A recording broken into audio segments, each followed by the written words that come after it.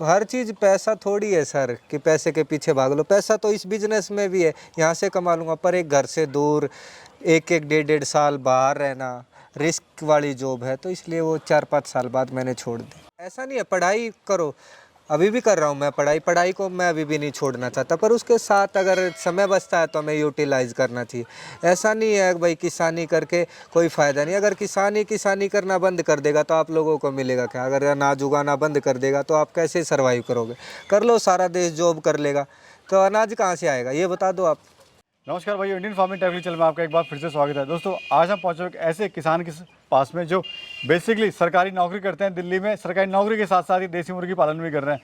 दोस्तों, कम समय होने के बाद इन्होंने अपना खुद का बिजनेस खड़ा किया, अपना खुद का रोजगार खड़ा किया और आज ये सोनाली बर्ड पे काम कर रहे हैं। अंडे और मीट के लिए दोनों के काम कर रहे हैं। जानते हैं पूरे इनके सफर और अनुभव के बारे में, कैसे आप देसी मुर्गी पालन शुरू कर सकते हैं। दोस्तों, स्क्रीन पे जो आप नंबर देख रहे हैं हमारे ग्रुप का नंबर है, इसमें ऑल इंडिया से किसान भाई जुड़े हुए हैं। अगर आप इस ग्रुप का हिस्सा बनना चाहते हैं तो साल का 200 रुपये पे करके आप इस ग्रुप का हिस्सा बन सकते हैं। इस ग्रुप के द्वारा अपनी मुर्गियां, अंडे वगैरह सेल और परचेज दोनों कर सकते हैं। तो चलिए वीडियो शुरू करते हैं। सर जी नमस्कार। नमस्कार जी। कैसे हैं सर? बढ़िया जी। सबसे पहले तो सर बहुत बहुत मुबारकबाद आपको। आप जॉब के साथ साथ आप ये देसी मुर्गी पालन शुरू कर रहे हैं जी। लोग तो सिर्फ जॉब भी करके रह जाते हैं जी। आपने खुद का रोजगार तलाशा और जो आपका समय खाली बचता है सैटरडे संडे, उसमें आपने देसी मुर्गी पालन का शुरुआत कर दी यहाँ पर। जी सर। तो सबसे पहले आप अपना परिचय दीजिए, कहाँ पे आपका फार्म है और क्या फार्म की लोकेशन हुई? जी, मेरा नाम विकास खत्री है।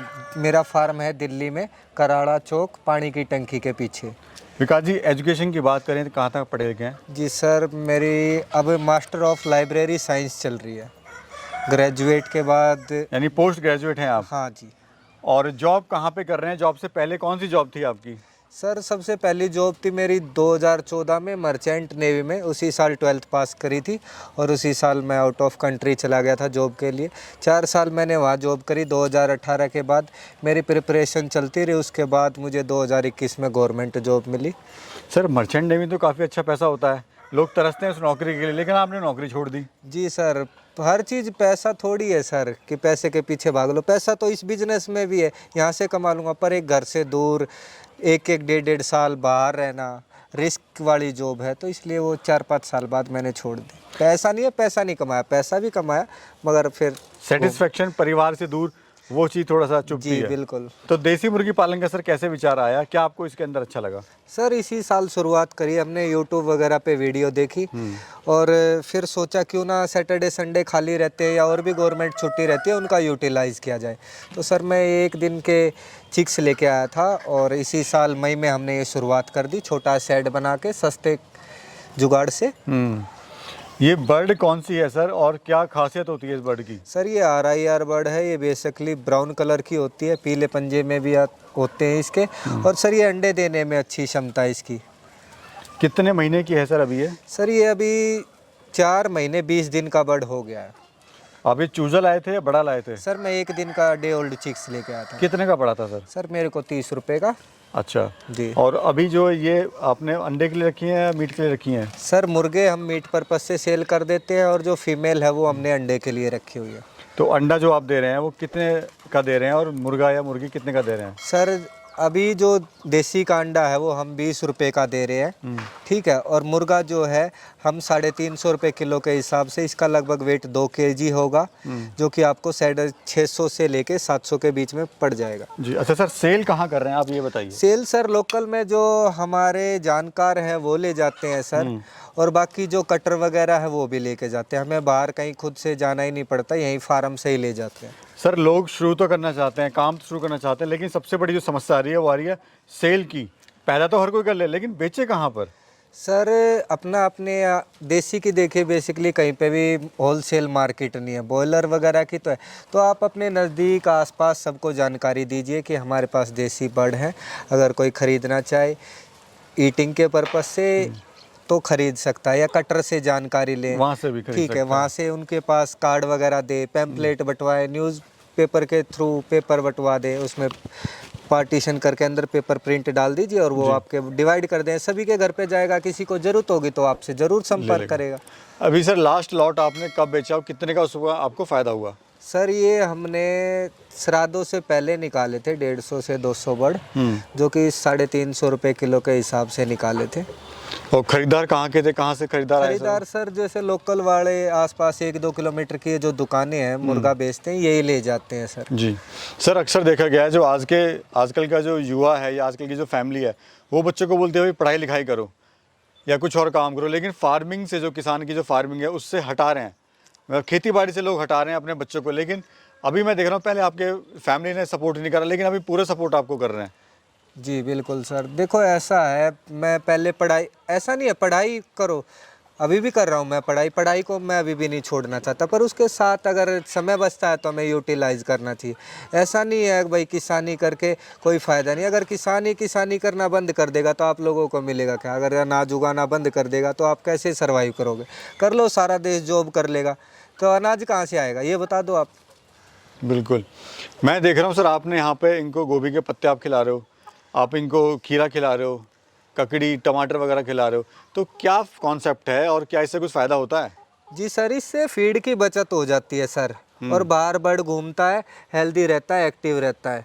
ठीक है, अंदर एक फीड पे पालने में बर्ड की वो ग्रोथ नहीं आती। ठीक है, पाल तो लोगे आप, एक अंदर घुट के जेल की ज़िंदगी।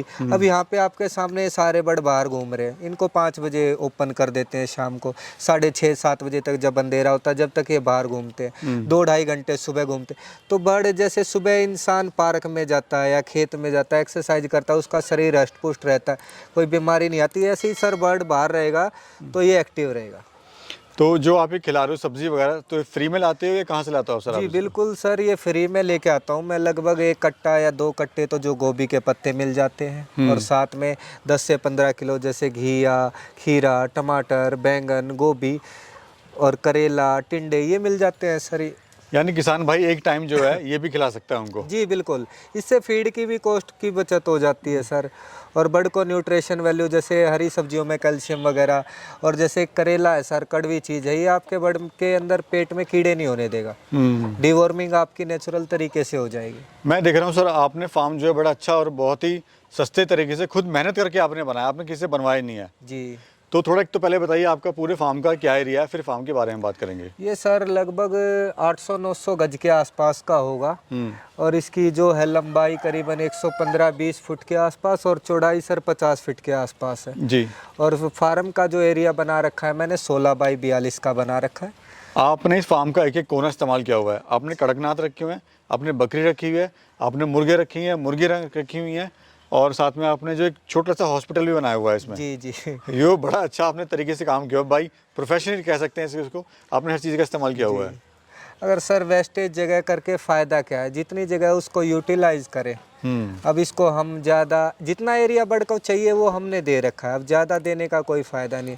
जो बीमार बर्ड होते हैं सर उनको हम अलग कर देते हैं, ताकि और बर्ड में बीमारी वगैरह ना फैले, या फिर कोई कमज़ोर चिक्स रह जाए, बच्चा रह जाता है, उसको दूसरे हैवी बर्ड खाना खाने नहीं देते, अच्छे से फीड करने नहीं देते, तो उसको अलग से फीड वगैरह करा देते हैं। तो क्या खर्चा आया सर इसको बनाने में?